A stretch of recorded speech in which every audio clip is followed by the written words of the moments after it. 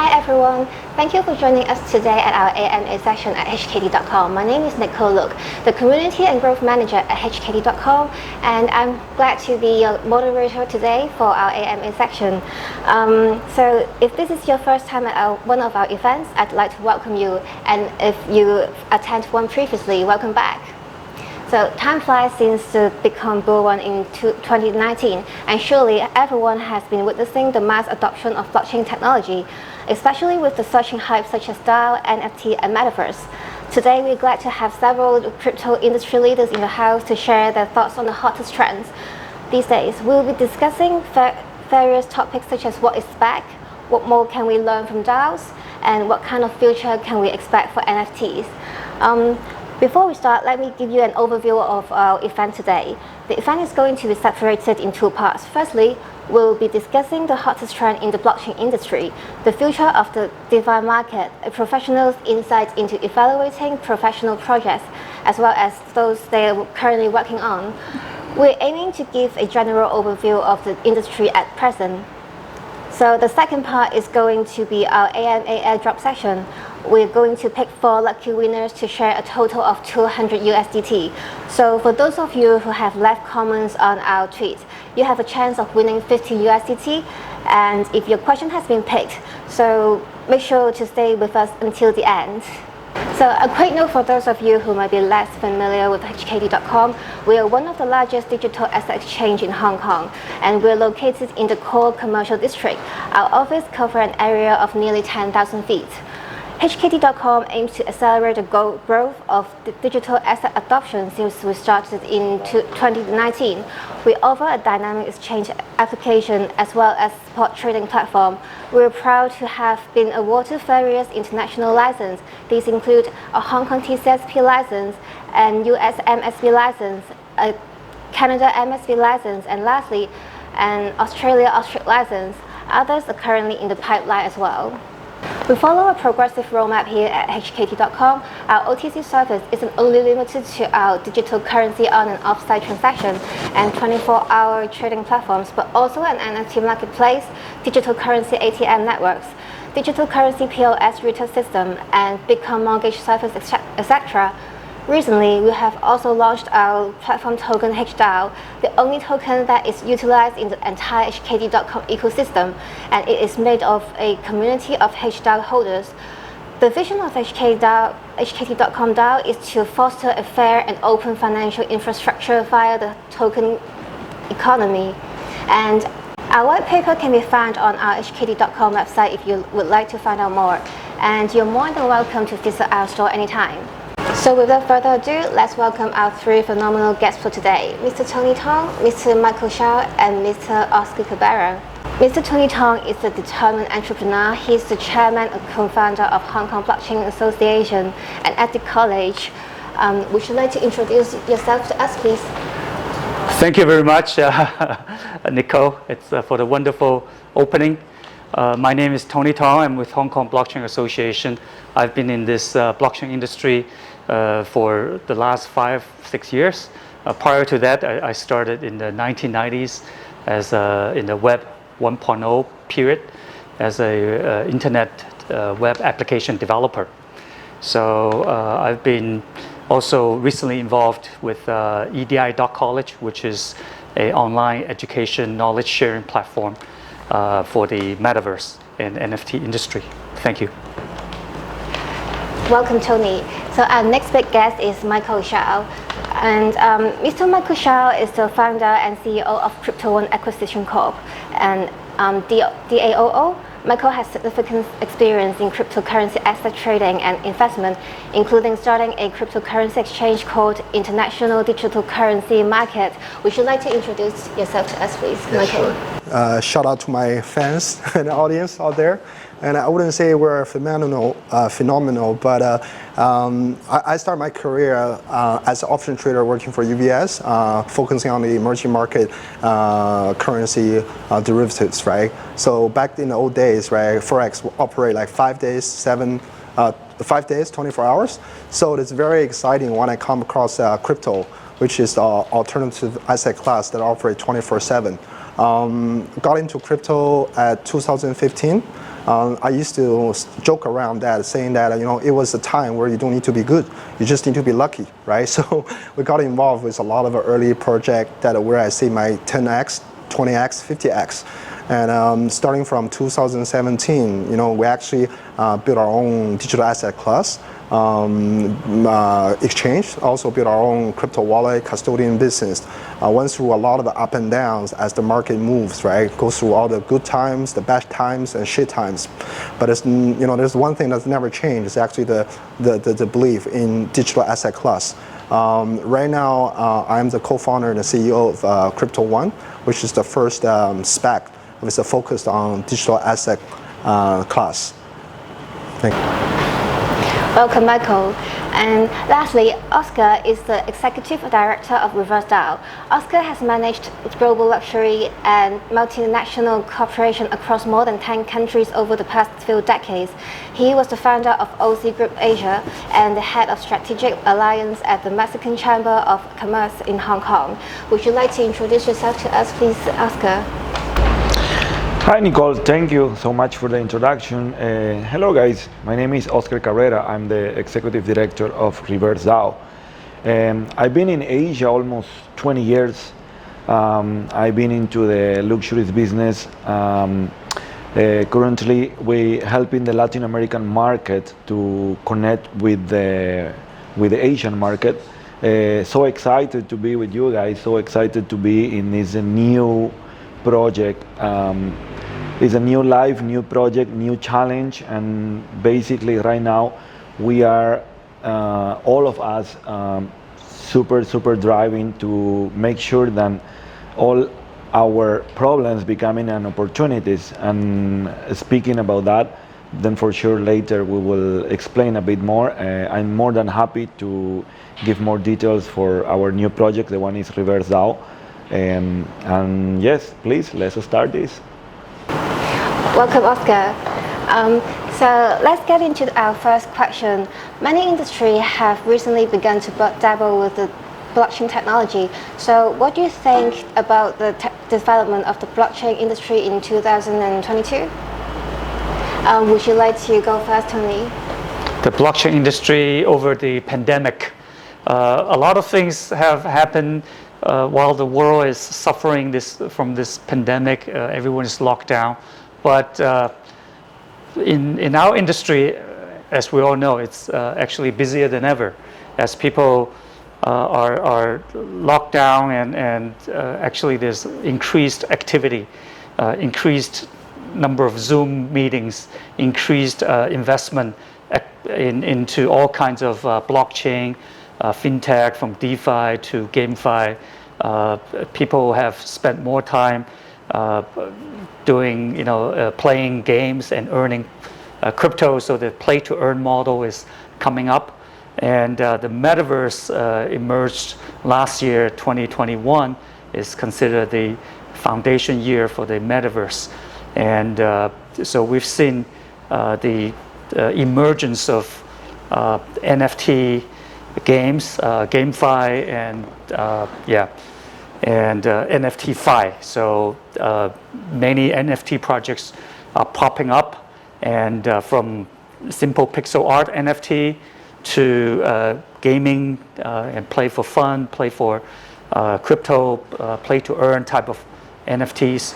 So I think in the blockchain industry, actually over the last 2 years, it's actually reached really because of NFT that has much more graphical pictorial view for the masses to easily understand the technology. Because prior to that, most of the blockchain guys were like really believe in the chain, believe in talking about distributed ledgers, talking about crypto mining and block validation, so blockchain before the pandemic was primarily technical geeks, programmers, smart contract designers, but because of the non-fungible token, the NFT, we see the massive adoption, and also because of metaverse.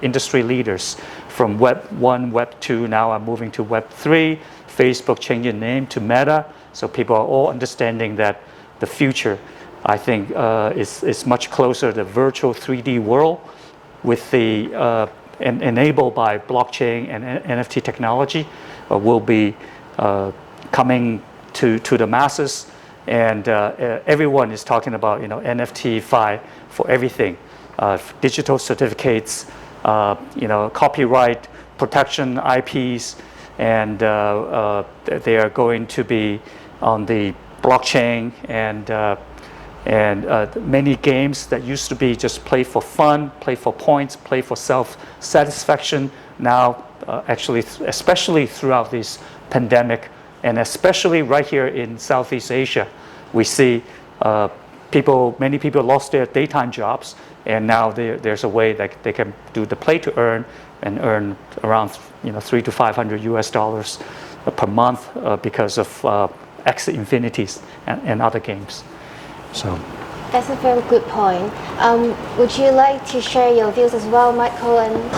Yeah, sure. I think what Tony mentioned just now is very spot on, right? NFT, Metaverse, Web 3.0 has become the new buzzword, right? That actually drives the market. What does that mean? That means to actually get people over from, outside of the circle, right? Everyone, pretty much everyone and their dogs try to change their profile picture with some kind of NFTs, right? So that's good. But what strikes me on the other side for the past 2022 is actually the institutional adoption for crypto and digital asset class, right? And I think that's more meaningful in a longer time, right? It used to be like, we've been the largest ambassador for the past few years to talk about, hey, we need to think about how do we control this, right? How do we understand compliance and risk so the market can develop in a very organized way rather than, hey, retail driven 100 times, 500 times return where there's no risk. And then we generally feel like it's actually the right timing. For the past 18 months, right? A lot of the institutional investor, financial organizations, companies start to look at this, right? After all, crypto has been the best asset class return-wise over the past 2 years. So I think that is very meaningful, and we want this to keep on coming. Yeah, totally agree with that. How about you, Oscar? Do you have any thoughts on that? Well, guys, I'm 100% agree with you. Basically, you are really right. Let's say in politics and business, the most important is the timing. Exactly what you was mentioned, Michael. Right now is a great time. I love what you say, Tony. During the pandemic, because we cannot say after pandemic, because we still, in all the uncertainty. It's a great opportunity. It's a huge opportunity. Let's just throw a number, okay? Let's say in the market cap, we're talking about $3 trillion US, and even we are not really sure than it's a bit more or something. I'm just rattling about that. And it's a fantastic opportunity. It's a limitless opportunity in the blockchain industry. Definitely it's complicated. Whatever is new, of course, will be complicated. 100% agree as well. I want to mention all the institutional and legal terms, like what Michael was saying, and it's happening. It's happening. Then, obviously, we are working really close to the reality, right? To make sure that our project is inside of all the internationalization laws and everything, what will bring us benefits, right? To take the opportunity for this new market cap, what is showing into the world. So as we know, not only the popularity of cryptocurrency increased recently, but also has the general trend of NFTs. Many merchants have begun making NFTs, inundating the entire NFT market. Do you think NFT will be a bubble? I'll start with this. Yeah, a lot of people are. We've seen some NFTs, Beeple paintings, $69 million. I see the non-fungible token technology, which actually started back in 2017, 2018, with the CryptoKitty being the first NFT game. I think the technology, it really has huge potentials. But meanwhile, there may be some hype or over hypervaluation for some of these pixel art assets. I think if your NFT does not have the depth and the width, the depth meaning more application utility, width meaning the wider reach. We've seen, for example, Boy A Yacht Club. They have moved from simply pictures NFTs to now with certain utilities. You can even go to they have yacht club, they have burgers and French fries restaurants, and I think in the future for the long-lasting NFT projects, I think you really have to get beyond just offering 24 by 24 pixel art. If you're the only thing it's doing is cute art, then you may still have a few, unless you're like Hello Kitty or some famous icons. But it's very difficult for people to come up with new brands all the time.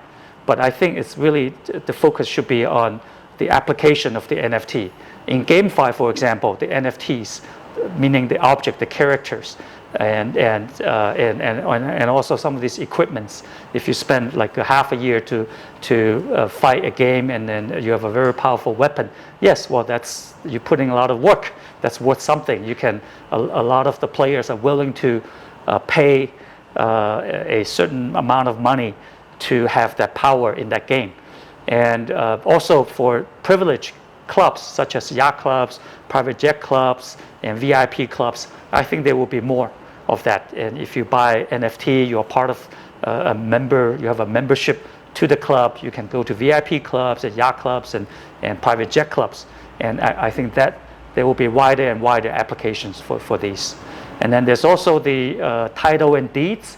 For example, Stanford University, they have an NFT class, and their graduation certificate is in the form of an NFT. That's very good. I think for our EDI.college, I think we're going to do the same thing. For many license and deeds and certifications, I think they will be also on the NFT. Thank you. That's very great. How about Michael? Do you have any thoughts on that?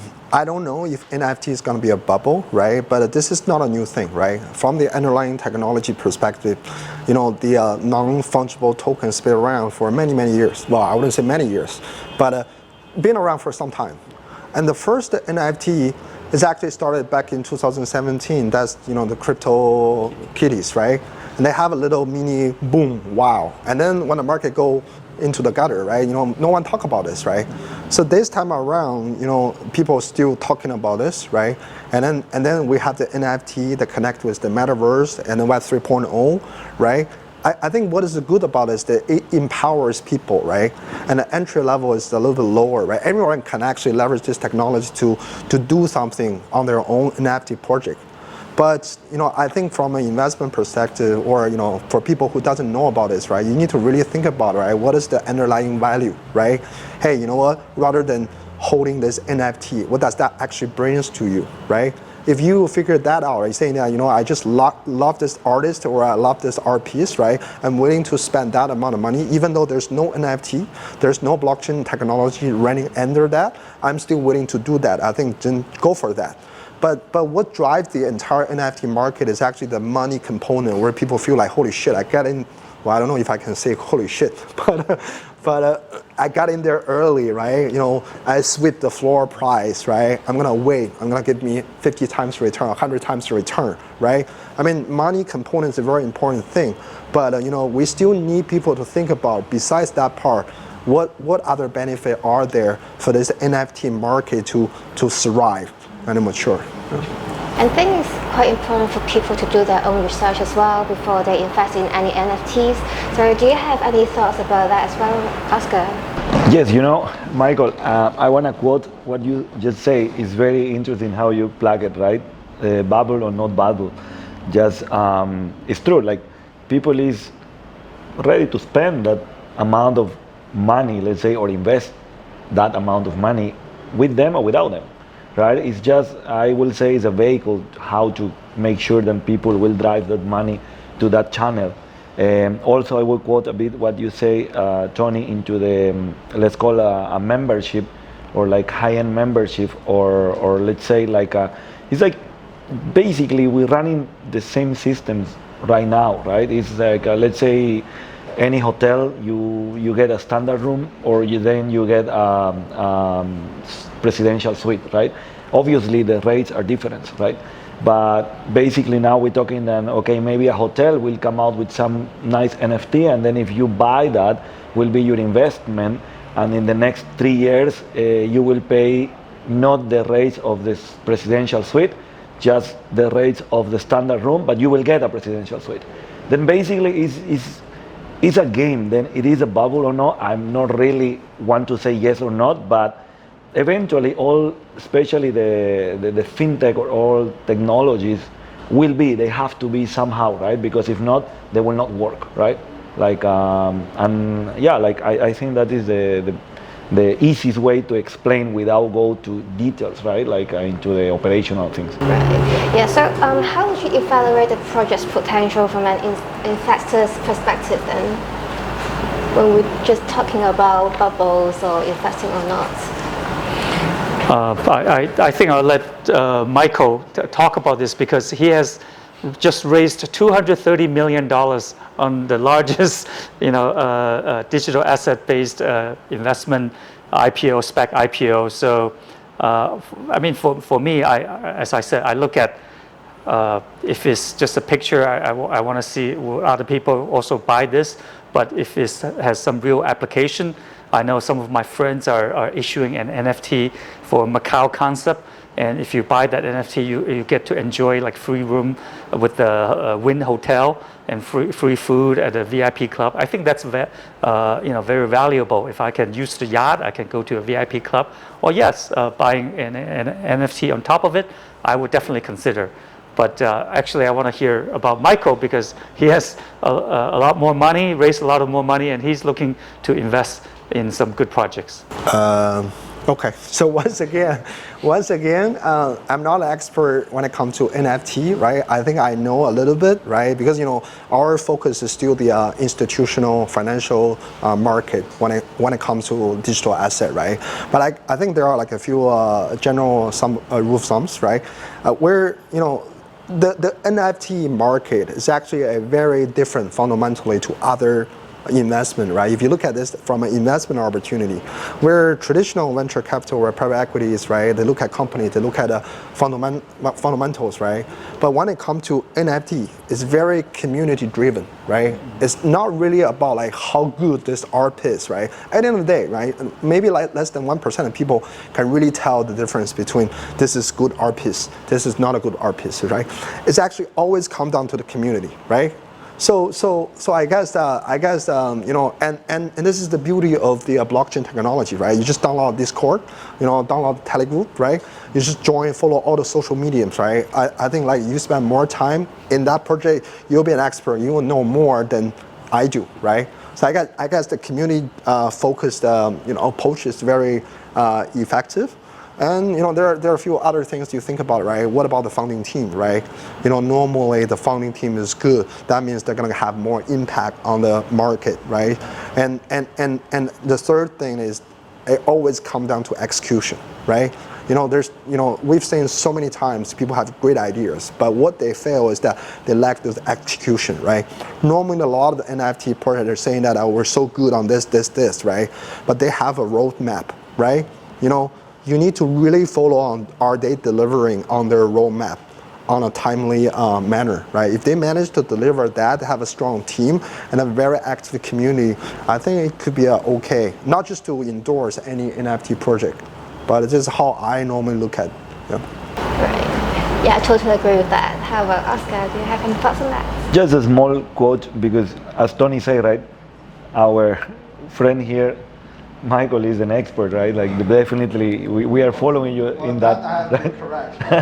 So that's also some of the learning experience, right? Normally, when people claim they're an expert, they don't actually either they're not making enough money, or they don't know It's that true. much. It's true. So It's true. I'm okay. No, but definitely based in that, like 100% agree. Again, my view is that the NFT is in the baby steps now, but these baby steps is into billions of dollars now. Then, okay, if it's $1 billion and it's a baby step, then looks good. But then what will happen tomorrow on how this will happen, on how this will deliver the final product as what you mentioned, that is different story. And then obviously, like we are not endorsing something or names or whatever. I don't even want to mention, but again, for me it's very simple. It's a starting business and it's already in billions of dollars, and then looks good, right? Like the rest is operation matters, right? Yeah, I totally agree. Maybe I'll add a couple points. The NFTs started as just a few pictures, but now there's utility values. But I think it's even more interesting recently, just for the last 6 months. These you can actually buy certain NFTs and you can use it and to earn more money. Just there's play to earn model. There's the move to earn model, just the running shoes. Initially I thought there was a sneaker, you can buy the shoes and wear it and then run. Actually, it's not a real shoes. It's a picture of the shoe. It's in an NFT format. But if you spend like I think $10,000 to buy shoes, or very expensive virtual NFT picture shoes, but you can actually earn by running it. You can actually earn money. Some people are telling me that after 30 days you earn more money. Well, it's actually pretty good because even back in China over the last couple of years, they shut down a lot of the online, English teaching, online education things because they don't want children to spend too much time, being a bookworm. They want them to play more. Well, that's good. Encourage people to exercise. So I'm also working on a few projects that's based on the move to earn model. There's play to earn, there's move to earn, and then there's also link to earn. We also believe in connecting and linking. So by linking projects, everyone when you read a piece of news, when you refer a story to your friend, when you recommend something, you're linking some information or some project to other friends. So we also have a link to earn model, and that we're going to share with you more in the next few weeks about the details of these projects. Yeah, it sounds like a really interesting project. Yeah. Please share with us later. Yeah. So I'll move on to the next question. Would you be interested in telling us more about the project and solution that you're currently working on? Why don't you start? Yeah, Michael. Yeah. Well, I guess the full focus for us now is to we're actually in an active target searching mode, right?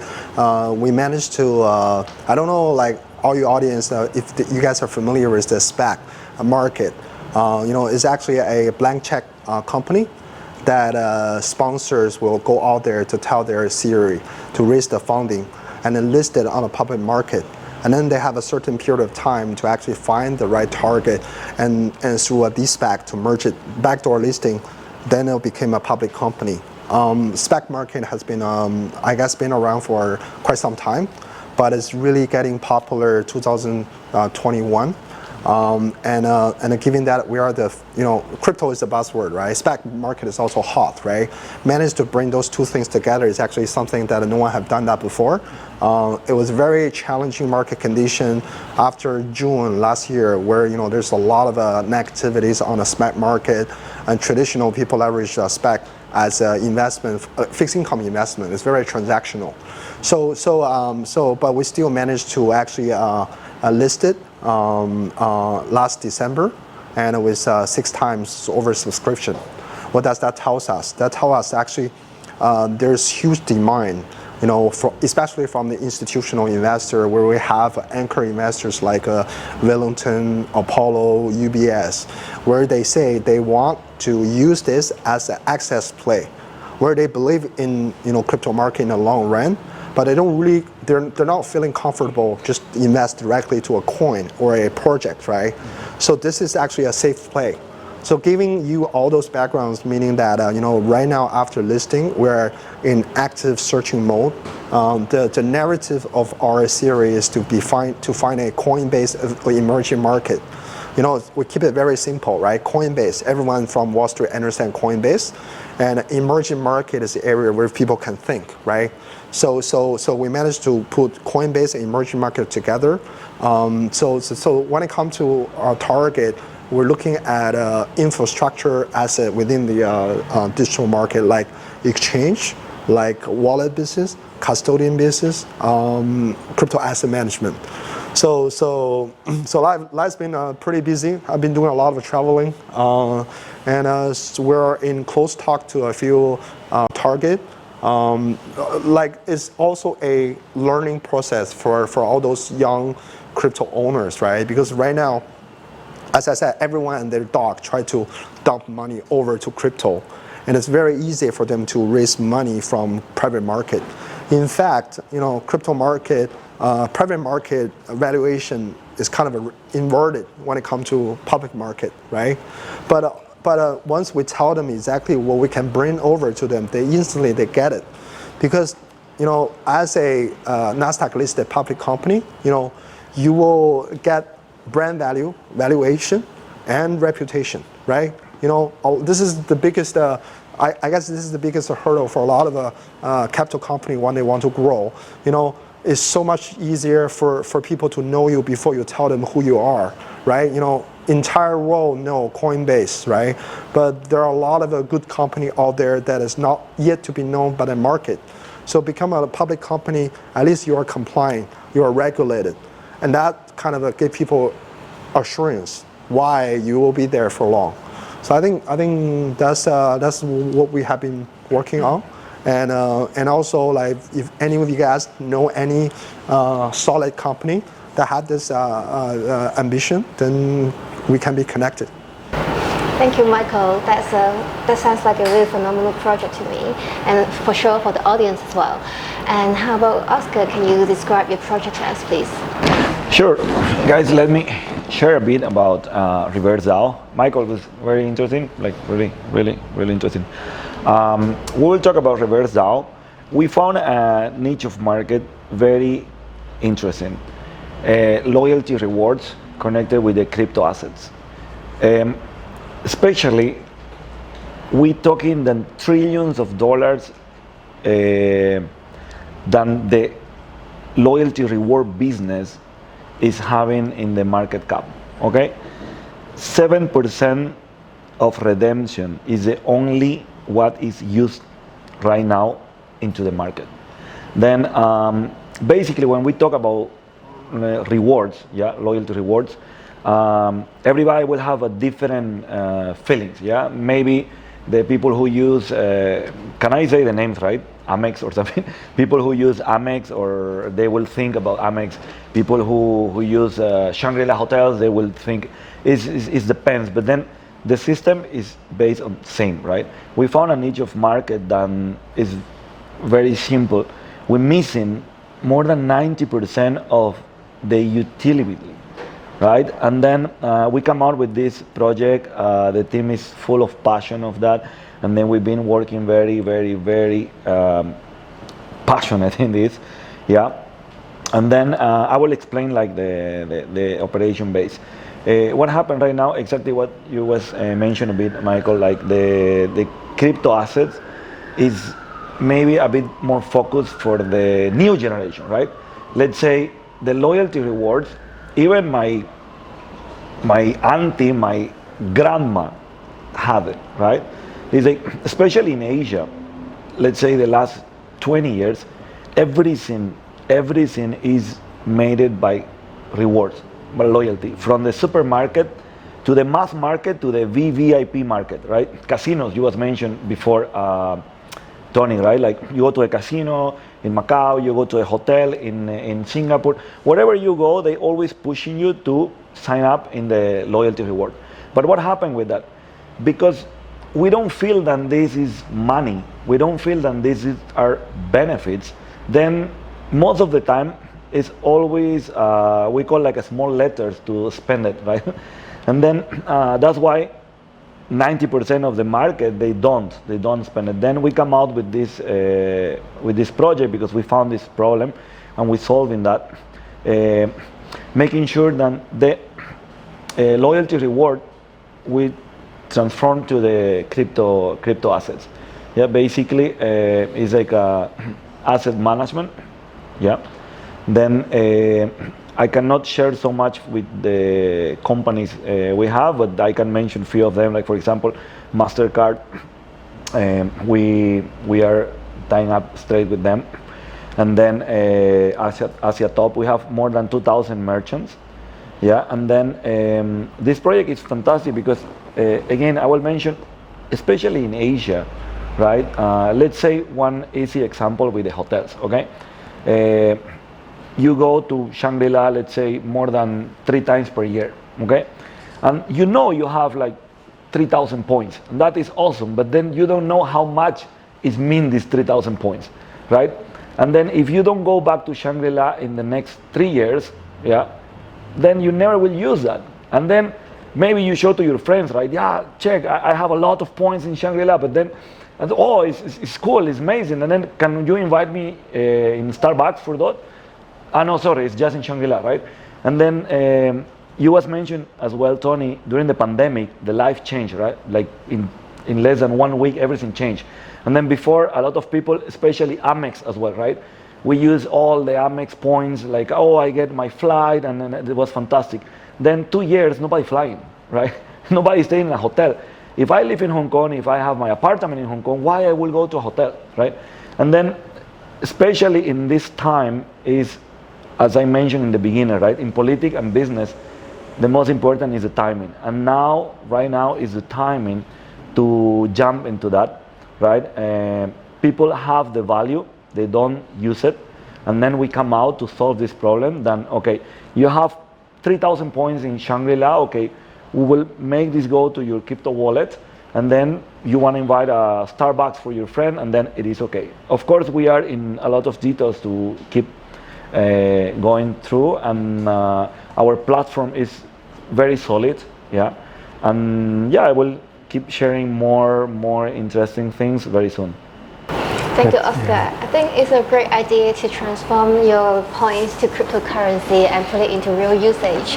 So I'll move on to our next section. Should we pass the time to Tony?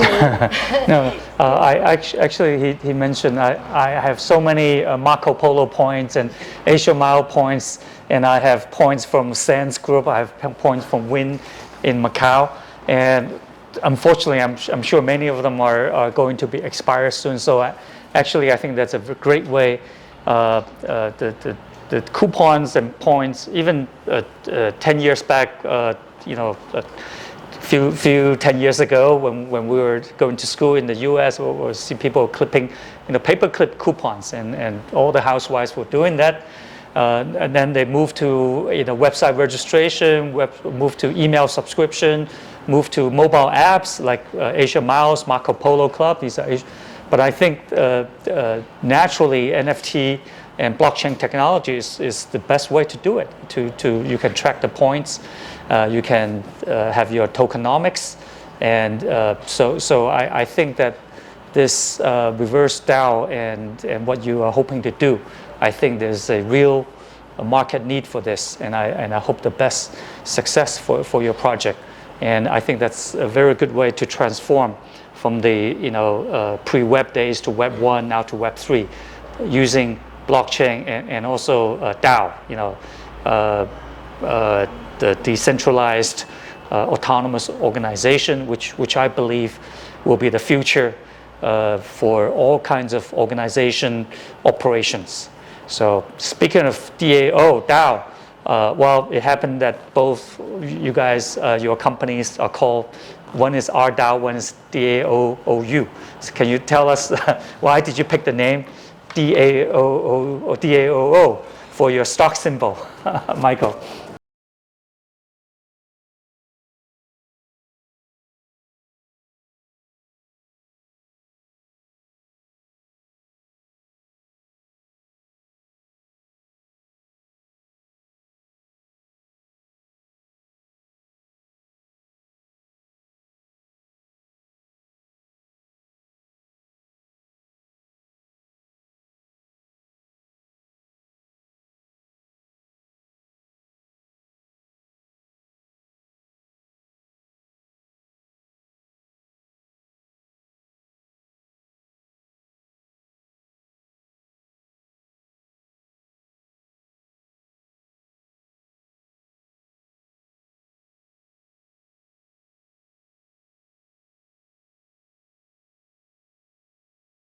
I also want to learn actually from Michael, because this SPAC, raising money SPAC, was it easy?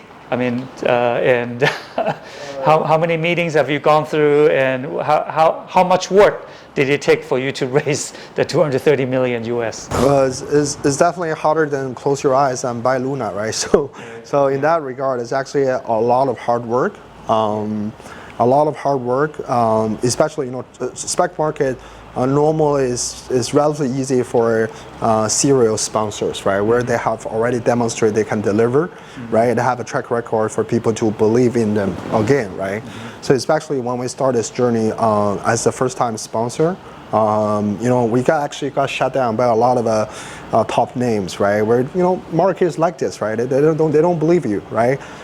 We spoke to a lot of first-tier investment banks, right? Where they feel like, hey, you know what? I like that idea, right? But I don't think one of the things is that crypto asset class is still in a very nascent stage, right?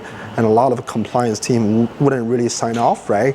But we never really give up, right? Because at the end of the day, we know there's a true value proposition that we can deliver, right? Even though crypto market is growing, but the global equity market is still having the deepest liquidity, right? And being able to find one potential company with a very solid team listed on the most traded public company, that will actually bring a lot of value, right? And then they can just start from there to derive a lot higher. So we generally think there's actually a value add, and the result has been pretty good, right? With 6 times the oversubscription. Yeah. We managed to raise total demand is 1.1 billion. Wow. And we're seeing a lot of investors actually calling us saying that, hey, you know what? We've been sitting on over 200 different SPACs meetings, right? You guys are the only team that managed to articulate exactly what you want to achieve in a very focused market. And for that, we'll be with you, right? Not as an investor, but more importantly, as a partner, right? There's gonna be road bumps, right? But I guess that's the whole spirit. Many companies, especially listed companies, have decided to just buy crypto. We've seen Tesla, buying $1 billion worth of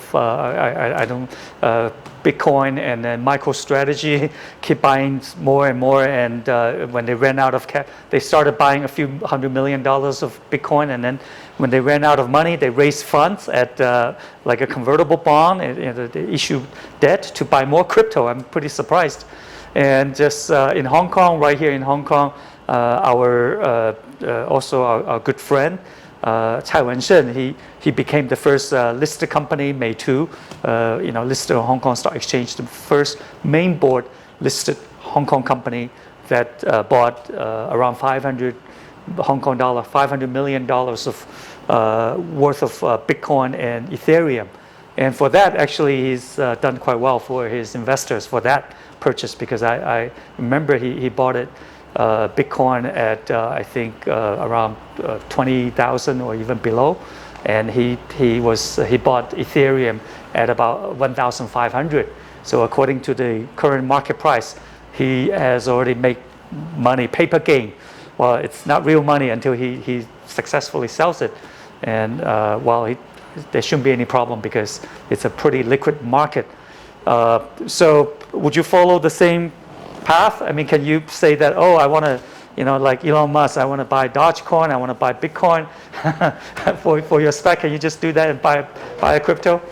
Have a very detailed focus on how we're going to actually spend that investment. We're actually going to predominantly go out there to find one target, right? And then manage to merge with us, right? Okay. And then so this is our focus, right? But I think when it comes to crypto, people get involved with different approach, right? There are people saying that, hey, you know what, I want to start a project, right? And there are people saying that, hey, you know what, I want to buy the coin to get some exposure. And there are people who feel like, hey, you know what, I will watch and learn. And at the end of the day, people do things based on their strength, right? So I think there's no right and wrong. It's just that I guess two points that I kind of learned over the past years, right? A lot of lesson learned from the failure experience that number one, especially in crypto, is never married to one trade. Never married to one trade, right? Just be happy while you are enjoying it, right? Because you know, a lot of people who are new to the market never really gone through the dark days, right? Where you see a 80% correction on a single day, right?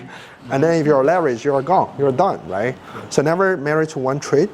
And another thing is that the market is always right, right? Sometimes you don't get it, like why the price is so high, why the price is so low, right? You know, you might not understand that. No one understands that, right? You know, market can be irrational longer than you've been solvent, right? So I guess at the end of the day, the market is always right. So as long as you keep on those, remember those 2 points, you should be relatively okay when navigating within this asset class. So the crypto space is a very wide spectrum, from crypto mining, the mining equipment, to public blockchain, to exchanges, or even DeFi, GameFi projects. Such broad spectrum. What have you looked at, and what do you think will be your direction for your company when it comes to the final de-SPAC and your acquisition target? Okay, that's a very good question, Tony. Actually, is a lot of crypto mining company used to actually go public via SPAC, right? And a lot of those, because that's a very straightforward business model, right? Mm-hmm. But we can't be doing a mining company because in our terms, it's not too sexy, right? Mm-hmm. So we will focus predominantly on the infrastructure part of this, digital asset space, right? Mm-hmm. So the exchange, the wallet business, the custodian business, right? So we're because the underlying scenario is that crypto market at the end of the day is actually a traffic business, right? Mm-hmm. You know, it's all about it works exactly like Forex market in 20 years, mm-hmm. right? Forex market is the largest market globally, right? Where 20 years ago people trade euro dollar in the same way as we trade cryptocurrency now. So it's actually fast evolving to that. I think for the next 12 to 18 months, the market is going to go through a very strong consolidations where the top tier guy is going to win and annihilate all the second tier, third tier, fourth tier, and fifth tiers, right?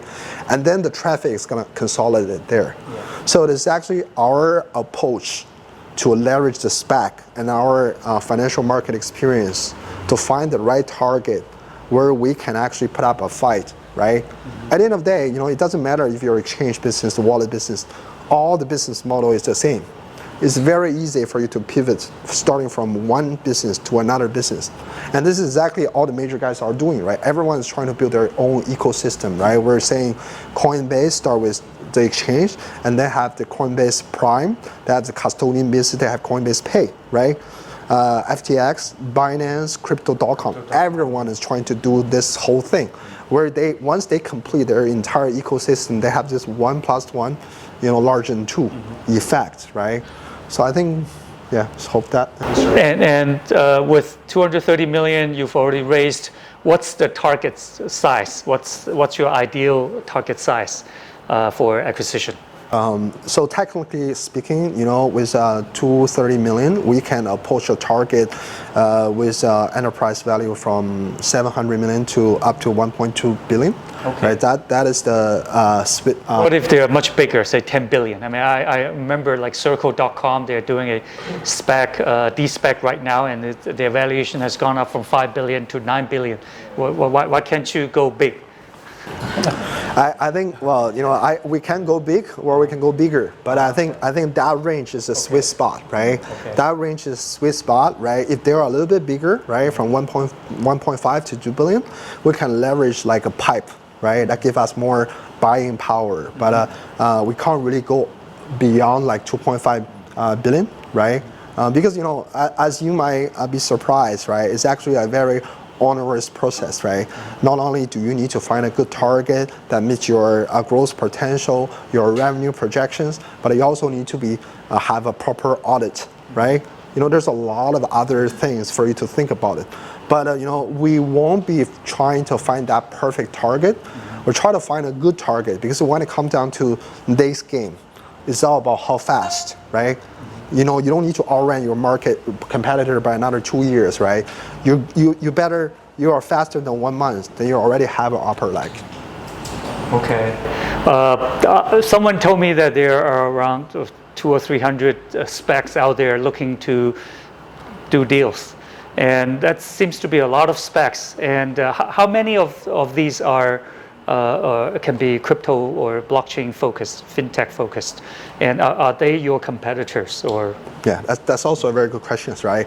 It's like the Hong Kong listed company, right? Now Hong Kong Stock Exchange is also accepting my point is that, you know, everyone's trying to find a potential opportunity growth, right? And then all of a sudden people think about metaverse, and then you say overnight 50 public company announced they have metaverse concept, right? But exactly. But my point is that there are over 200, 300 specs, right? Probably more, right? But we're a different animal, right? You know, that's why when people say you guys are spec, right? I feel like, you know, that's an understatement, right? And we're not just a spec, right? Because, you know, spec is a transaction deal, right? I find a target to put it on the public, halas, I'm happy, right? But we are trying to leverage that vehicle to really provide value. What does that mean? That very few people actually understand how capital market works, but at the same time speak the crypto language. You know, crypto community used to be the wild west, right? Where people not talking about compliance, right? Not talking about regulations, right? I still remember, you know, we used to have this concept called STO, you know, security, you know, token, right? And then we had this conference, right, at the Hong Kong Exchange, right? And then all those young project owners feel like, oh, you know, we need to take over the world. Let's disrupt the market. You know, no regulations, right? You know, this is good, but you know, if I'm the regulator. I think we're talking about your target, your acquisition target. So yeah, we'll just finish on that thought. How many have you looked at? And what's specific direction you think you're going to go into? Okay. Over the course of the past 3-4 months, right, we've been actually doing a lot of you know, discussions with so-called target on a global space, predominantly focusing on the emerging market space, right? You know, we even, you know, we spoke to a lot of the targets from, you know, Singapore, even African, right, Latin American. We don't really have a geographic focus, right?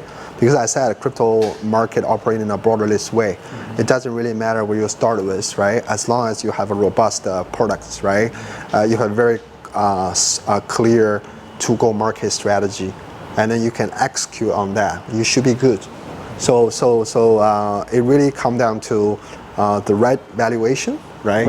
The smart founding team. Because why I mentioned the valuation is very important, because, you know, private market the valuation is insane, right? People doesn't really care how much you make, but they just want to get on this bandwagon, right? But when you are a public company, it's a whole different game, right? Because the public company, people look at growth potential. They look at if you can meet your target, right? If you miss your target, they will punish you, right? And that was the reason for a lot of the specs didn't actually work out, right? You know, Grab, right? Grab, you know, everyone's talking about the Grab spec, right? Because, you know, they start off a very solid company, but their performance on the public market is not good, right? But on the other hand, there are other specs like Forge Global, right? Listed a while ago, now is performing pretty well. What does tell us? That tells us that you need to, at the end of the day, you know, financial capital market is actually a support, but you need to have an underlying business that is creating value, right? And once you meet those two things together, then I think it will work. Mm-hmm. Okay, great. Another thing over the last year or so with the Bored Ape Yacht Club NFT, and we're actually seeing that they are being more and more creative in coming up with themed restaurant serving burgers and French fries and yacht club. Well, I understand, Michael, you've spent a lot of time in Dubai. You are making that as your new headquarters and home, and meanwhile there are so many other very big name crypto investors, crypto exchanges, industry leaders are also moving into Dubai as I think one of the top crypto capitals of the world. So can you tell us about Dubai and what you've been doing in Dubai? Okay, yeah, sure. I guess the Dubai opportunity come as it's not a plan, right? After COVID, Dubai is among the first countries that has actually opened up their borders, right? There's no quarantine, so everyone's kind of got vaccinated already, right? And the local government understand this, so they're providing accommodative policies, right, to embrace this cryptos, right? So that was the reason why a lot of those people, right, there is actually a growing community when it comes to crypto and digital asset. So I think overall, I live in Dubai now, spent quite a lot of time there. We are still relatively new when it comes to UAE. I think everything happened very fast. The biggest exchange in the world is now based in Dubai. Is that? When it comes to headquarters, right? Like even for Coinbase, they're saying that we don't have headquarters, right? And then I think when people talk about like where is your headquarters based, not because your team based there, it's because within that jurisdiction you have the license, Get the right? license, yeah. So that's why a lot of crypto companies, right? They're moving to UAE. But that's also a good thing, right? Because crypto companies start to understand, right? You need to be control. So I think that's the positive part. Yeah. I also heard that you're doing a golf club in Dubai. I heard mygolfdubai.com, your golf club, and I heard that even the wealthiest Chinese in the crypto world, Binance, CZ, he's also been there. So can you tell us about your golf club project and who are you targeting? Who are you serving? That's a hobby turned into business opportunity. Let's put it that way, right? I play golf. But I'm shit at golf, right? But when it comes to golf, right, traditionally it's kind of a luxury sports, right? And then especially in Asian, it's a social and networking too, right? People start with the golf, and then they foster their relationship, right? And then there's potential synergies and everything. So it's very natural for me to go to Dubai, but Dubai is super hot, right? During the summertime, you don't want to be outside, right? So it's very natural for me to say, hey, you know what? Is there any indoor place where we can play golf? And then I find nothing, right? And that started to hit me. Then I realized actually, Dubai is quite behind the curve when it comes to a leisure entertainment offering. Mm-hmm. So that's why we actually we built the first and the largest indoor golf club, and it's called My Golf. We had 2 months soft opening, mm-hmm. and the local feedback has been really good. It's a premium indoor golf club where people can go there to enjoy the ambience, to learn golf, to sit in the VIP room, to do your meetings, to enjoy a family day and events, right? Mm-hmm. But there's actually a lot more beyond a sports venue, right? So the long-term vision is to be able to create a social, interactive platforms, right? So we're trying to leverage this sports facility. We're having a lot of interesting ideas later on, and that's actually caused some stirrings on the local market because people feel like, why this Asian guy not from Dubai, not even know how to play golf, want to bundle those three things together. And this is, I guess, that we really carry out this crypto spirit, right? And this is how we try to disrupt the local market. And on that project, I can share more information if any one of you guys are interested. And as I said, it's an open platform. We invite everyone to kind of join us to grow that project together. So next time when we have Hong Kong Blockchain Association leadership meetings, we definitely should include a Chip a trip to Dubai and to your mygolfdubai.com and have some fun. And also, I think that's more and more companies definitely I've seen are moving for Hong Kong, Singapore, Dubai. So I think we're going to see a lot of common projects that are working among these three locations as the key headquarters for the crypto world. Yeah, and as I mentioned earlier, with the Boy 8 Yacht Club, actually in Hong Kong right here, I'm also working with another Tony. He's also the founder of the NFT Association of Hong Kong and Macau, and we're also he's got sailboat, he's got yacht club, so we're also trying to link together several yachts and sailboats and VIP clubs in Hong Kong. Maybe we can do something with you to have a DAO or like an NFT project that would also link up the VIP clubs and yacht clubs and your themed golf and also VIP restaurants. Yeah. Let me correct you. That's not maybe. We must do something. Okay, we'll do that. Okay, we'll do that. Definitely. Yeah. Okay. Thank you for letting us know about your project, Michael. Before we get into our AMA airdrop, do you have anything to add, Oscar, about your Reverse DAO project? First of everything, I want to congratulate you, Michael. This is fantastic what you achieved today. It's like really, for us, is really great timing actually to see then after the step one is the step two. Okay, as you say, more than never give up is like exactly what you mentioned before, right? Everybody have a great ideas, but then when you come to the execution, is a different story, right?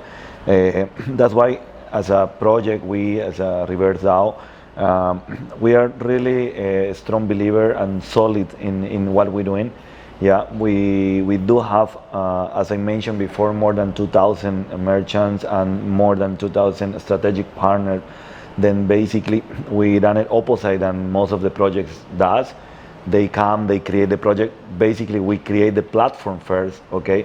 We basically are almost operating first and fixing all the mistakes and all the things what will come in the future to come out with a clean project.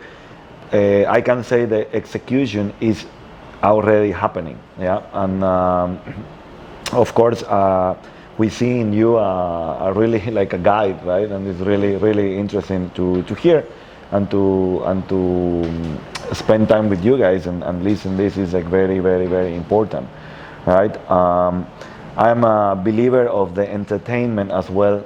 Then entertainment is add value for any business, especially right now in the blockchain. Yeah, doesn't matter the country, is this Dubai or Africa or whatever it is. Then basically, I'm really solid believer of entertainment is the next generation of plug together all the business what we are doing. And looking forward to visit you in Dubai as well. Looking forward for give more information for the next projects and all the next details and what we have with our project as well. And Tony, thank you so much. This was really fantastic. I hope it's not the last one, it's the first of many. Yeah, Nicole, thank you so much also. Was a great. Definitely, rewards, metaverse, DAO, and the VIP lifestyle and entertainment. I can't agree with you more. Entertainment should be a main application for blockchain and fintech and also the metaverse and NFT. So as Michael just said, not maybe, definitely we should do this together. Hong Kong and Dubai, Singapore, and you're very connected in Latin America. Let's definitely do this, the metaverse, entertainment, and DAO. Yes. Yeah, and I'm looking forward to hearing more about your projects, and congratulations on your success so far. And so let's move on to our next part. So our next part will be our AMA airdrop. So we had engaged with a community earlier to see whether or not they have any questions for this AMA. And I have highlighted some of the questions from our tweet. So let's move to our first question from Loven's World. He's asking, how can DAO concept and systems apply in HK? In Hong Kong? In Hong Kong. The DAO concept? Yeah, well, I think that's the future for project collaboration and organization. So the future form of could be entertainment, could be luxury lifestyle, could be collaboration, and it's the blockchain and metaverse NFT is all about user utility and consensus. So the decentralized autonomous organization is definitely the best way for people to group together as a community, and they can also vote and choose their path. And I looked at Constitution DAO people, and they started raising money to buy the Constitution, raised $40-some million. They didn't get to buy the Constitution, but now they're deciding to use the money for other purposes. But it's people choose to do this. Nobody forced them to do it, and they also get to vote what they want to do. So I think it's a good form. If they want to dissolve it and get the money back, they can also do it. Actually, SPAC is also quite similar. They can choose to follow you. They can choose to redeem it. Right? That's also SPAC. Yeah. How about Michael and Oscar?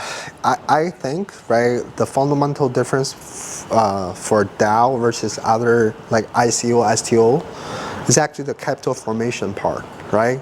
For a lot of people who do projects, right, they focus on the presentation, the white paper, and the community, and then they want to do a big race, right? They need to raise money, right? But I think for DAO to develop in a more sustainable way, the capital formation need to happen on a much later stage, where there's we're not, DAO is a fancy name now, but as I said, society is a circle, right? And even for Hong Kong, there's a lot of DAOs, right? Small interest group, whatever, right? People join that group not because they want to make money, because they generally share something in common. They want to kind of enrich their everyday life, right? They have sports club, they have special social club, right? So I think for DAO to really thrive, you need to really have the right people come in the first stage, where people are not thinking about what's in it for me, but rather than what I can do to this community, right? I'm willing to contribute. I'm willing to help. I'm willing to help you to improve, right? And then, by doing that, I create value, right? Why people used to go to all those CEO programs, EMBA programs, because they feel like, oh, I need to go there so I have connection to that. I think that is not the right approach, right? So there's a project like Friends with Benefit, right? They never thinking about issue token. They saying that I want to build this social club, right? Where only people. It's not for everyone. I make it very clear. It's not for everyone. Only people who fit the criteria, you can get in, right? You got in not for the free ride. You got in to contribute, right? Even though we don't do anything, you get to contribute. I think if everyone can think from that angle, we're in a much better, position now. Yeah. The technology is there to enable this. I can't agree more. The common interest. People like to hang out with their interest groups. Yeah. Because the capital formation part need to come a lot later. We'll move on to our next winner. NFT Says is asking that, I would like to know how would the team tackle the mass adoption? It seems DAO is a fancy term for anarchism nowadays. How would you balance DAO and CAO? I think the mass adoption is already happening, right? For a lot of people who they got into crypto, they're looking for the return, right?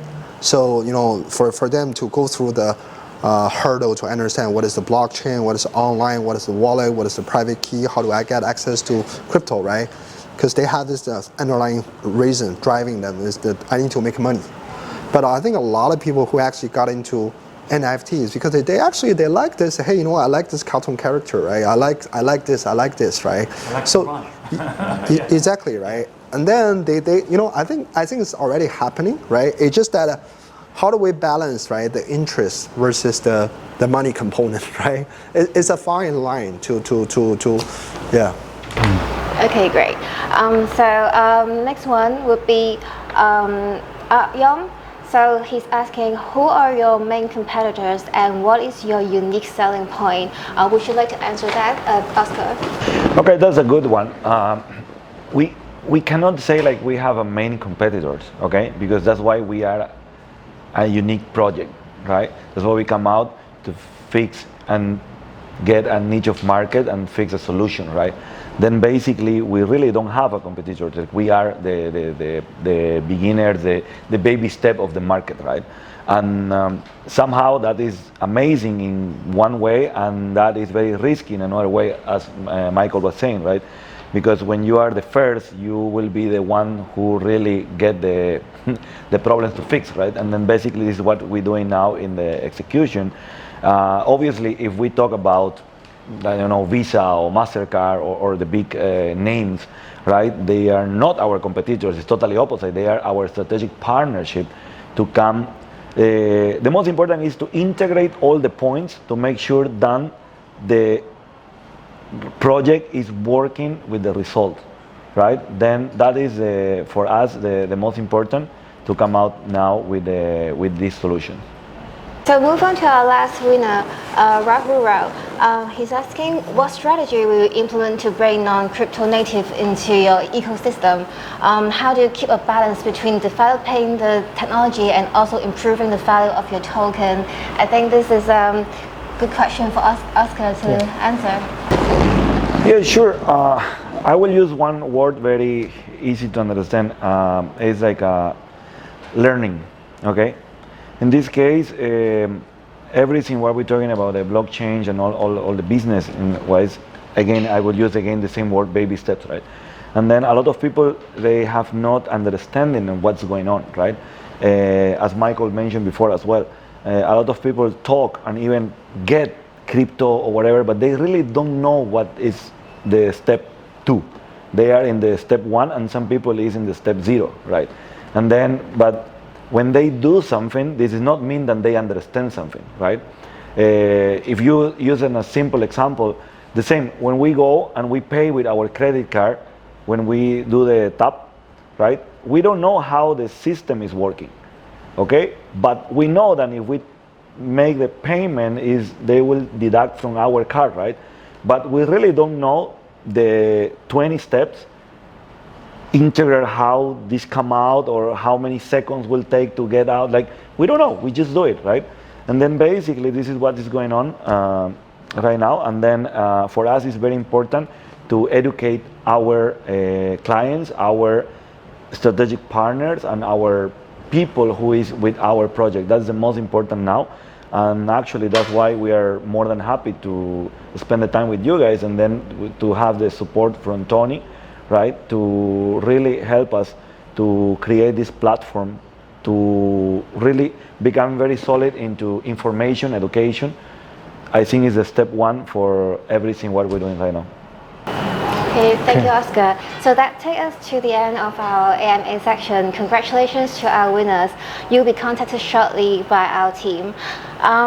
Sadly, this is that's all we have time for today. I'd like to repeat our thanks to Tony, Michael, and Oscar for their contribution this afternoon. It's been absolutely amazing to hear more about the industry and listening to their expert insights. I'd also like to thank you all of you for joining us today for our event, and I hope you find it valuable, and it's been a pleasure here hosting for me as well. Lastly, if you have any questions, you can contact us. So goodbye for now, and don't forget to visit us at hkd.com. I'll see you soon. Bye. Thank you. Thank you. Yeah, bye-bye.